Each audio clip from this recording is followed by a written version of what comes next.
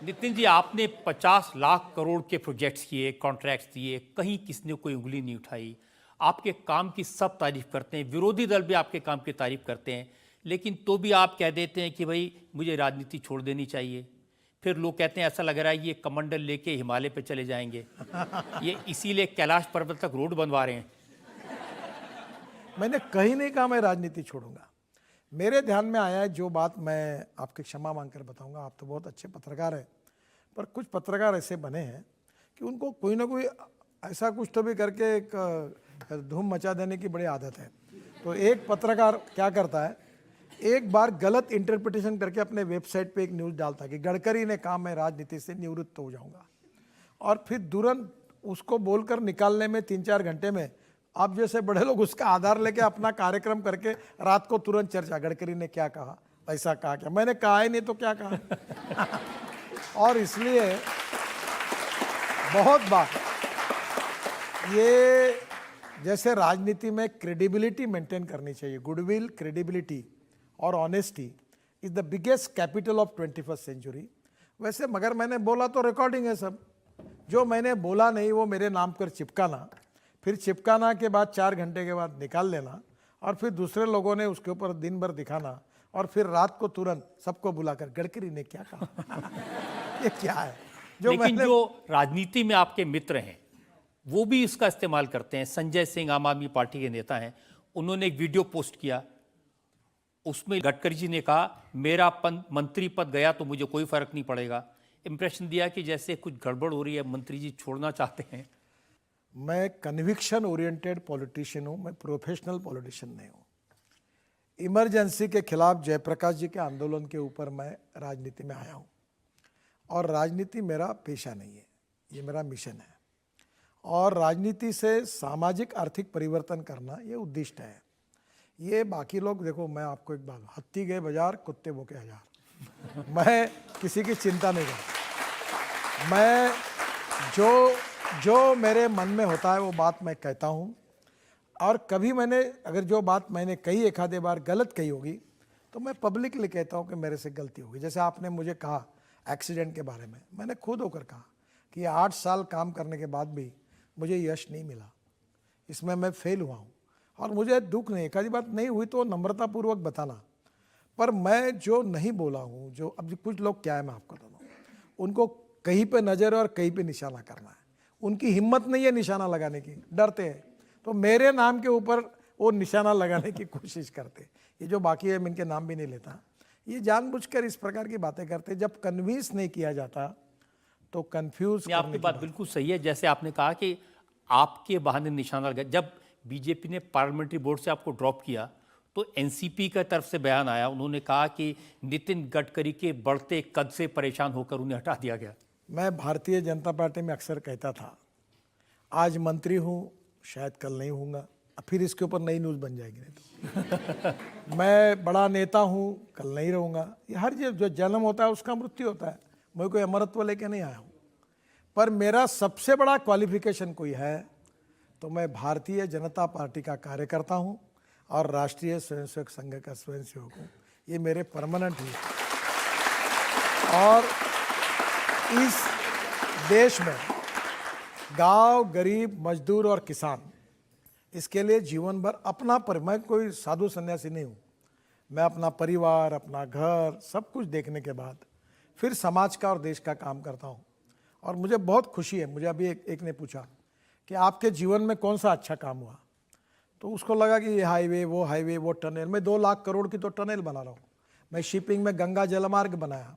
मैंने कहा मेरे जीवन में सबसे अच्छा कोई काम हुआ है तो 1 करोड़ लोग आदमी को खींचने का काम करता था। कभी खुद लेके जाता था, कभी साइकिल रिक्शा से चलता था। मैंने मैकेनाइज्ड ड्रिवन ई रिक्शा देश में लाई, और 1 करोड़ लोग, आज कोई साइकिल रिक्शा देश में दिखता नहीं, कोई कंधे पे लग के किसी को ढोता नहीं। अगर कोई सामान लेके जाना है तो इलेक्ट्रिक ड्रिवन रिक्शा में जाता है, और उनसे जो मुक्ति मिली है मानवता के आधार पर, यही मेरे जीवन का सबसे अच्छा काम हुआ, ऐसा मैंने कहा। डॉक्टर राम मनोहर लोहिया जी कहते थे कि जिस दिन ये प्रथा बंद होगी वो बहुत बड़ी बात होगी। मैं इस रिक्शा में कभी नहीं बैठूंगा। दीनदयाल उपाध्याय जी कहते थे ये मानवीय शोषण है, ये बंद होना चाहिए। मुझे खुशी है कि इसका कानून आया, सुप्रीम कोर्ट तक लड़ाई हुई, काफ़ी आंदोलन हुए और आज मैकेनाइज्ड ड्रिवन ई रिक्शा आई और एक मानवता के आधार पर इन गरीब लोगों का जो शोषण हो रहा था उनको मुक्ति मिली। तो मुझे इस बात की खुशी है, राजनीति इसके लिए हम करते हैं, जो गांव गरीब मजदूर किसान के, और ये जीवन का मिशन है। और मैं भी काम करते करते अब काफ़ी दिनों से कर रहा हूँ। अच्छा आगे कि भी आपने ये करूँगा। बताया, अब इसकी चर्चा होगी, क्योंकि चर्चा तो आपकी ऐसी बातों की होती है जब आप कहते हैं ना जो भी राजनीति में आया खुश नहीं है, तो उसके उस बयान की बहुत चर्चा अभी हुई। एक चीज़ आपको मैं बताता हूँ, मैंने कहीं भी कहा है कि मैं खुश नहीं हूँ, मैंने कहीं भी कहा है मैं नाराज हूँ, मैंने कहीं भी कहा है कि मैं राजनीति छोड़ रहा हूँ। प्रॉब्लम क्या है कि जो दिन भर सत्ता की राजनीति करते हैं, अगर मैं जल संवर्धन में काम करता हूँ, वाटर कंजर्वेशन मेरा एनजीओ वर्ल्ड का, इसमें हमारे को पुरस्कार मिला है। अब मैं बोलता हूँ वाटर कंजर्वेशन का काम करो, मैं कहता हूँ पेड़ लगाओ, मैं कहता हूँ बाम्बू लगाओ, मैं कहता हूँ बायो इथेनॉल, पेट्रोल डीजल को समाप्त करो, green hydrogen, ethanol, methanol, bio CNG. अभी मैं किसानों के लिए पंजाब हरियाणा के परली से डांबर बनाने के लिए स्कीम ला रहा हूँ। अब ये सब बातें होती तो लोग बोलते हैं इसको राजनीति नहीं करना इसलिए ऐसी बातें कर रहा है। अब मैं क्या बताऊँ। तो ये जो बातें हैं ये आउट ऑफ बॉक्स है।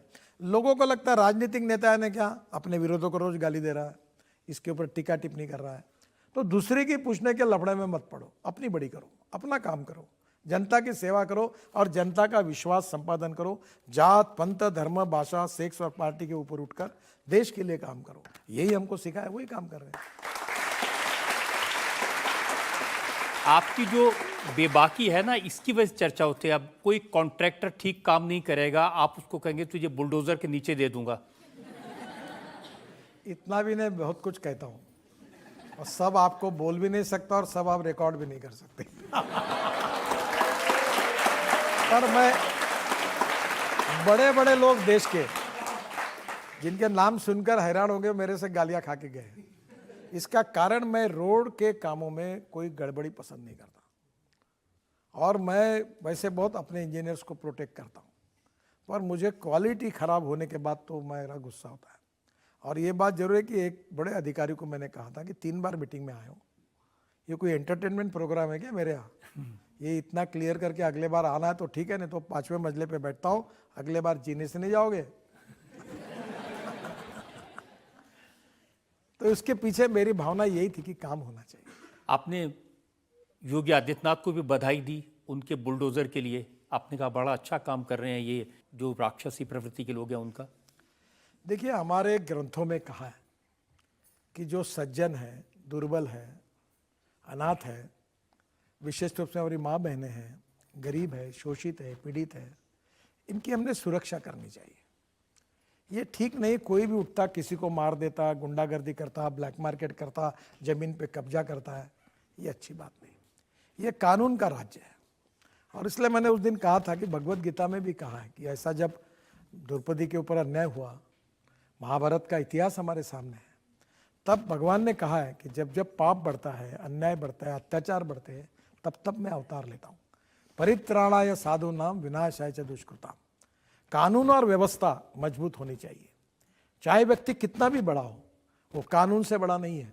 और ये जो गरीबों की जगहों पर कब्जे करना, जमीन को हड़प लेना, ब्लैक मार्केट करना, सरकारी योजनाओं का भ्रष्टाचार करना, माँ बहनों के साथ एक प्रकार की बदसलूकी करना, निरपराध लोगों को मर्डर कर देना, और मेरा कोई कुछ बिगाड़ नहीं सकता, ऐसी जो प्रवृत्ति लोगों में है, इनके प्रति कठोर है। वो कौन से जात पंथ धर्म भाषा के, ये सवाल नहीं, उनके साथ कठोर कार्रवाई करनी चाहिए। और योगी जी ने जो की उस बात के लिए मैंने उनको बधाई दी।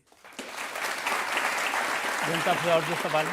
सर, हमने सुना है कि आपको खाने का बहुत शौक है और आप नागपुर की गलियों में चाट पकौड़ी खाते हैं, क्या ये सच है? पब्लिक फिगर होने के कारण सब सच बातें बताना भी उचित नहीं है, और नहीं बताया तो झूठ बोला ऐसा होगा। देखो, मैं खाने का शौकीन हूँ, संगीत का शौकीन हूँ, मैं गज़ल सुनता हूँ, गाने सुनता हूँ। अब हवाई जहाज़ में बैठता हूँ तो अक्सर गाने सुनता हूँ। अभी मैंने रजत जी को कहा वीर ज़रा के जो मदन मोहन का संगीत है, लता मंगेशकर, और गाने थे बहुत अच्छे हैं। आशिकी के गाने सुनता हूँ, गज़ल सुनता हूँ।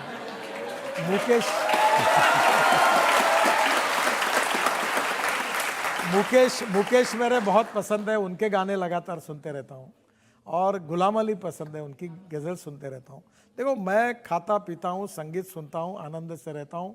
जो दिल में आता है वो बोलता हूँ, जो पटता है वो करता हूँ, जो नहीं करना है वो नहीं बोल देता हूँ, जो करता हूँ वो हाँ कहता हूँ तो करता हूँ, उससे कभी पीछे नहीं हटता। तो मैं खाने का शौकीन हूँ और मेरे घर में भी 4 प्रकार के शेफ़ हैं और आजकल कोविड में मैं भी सीखा हूँ।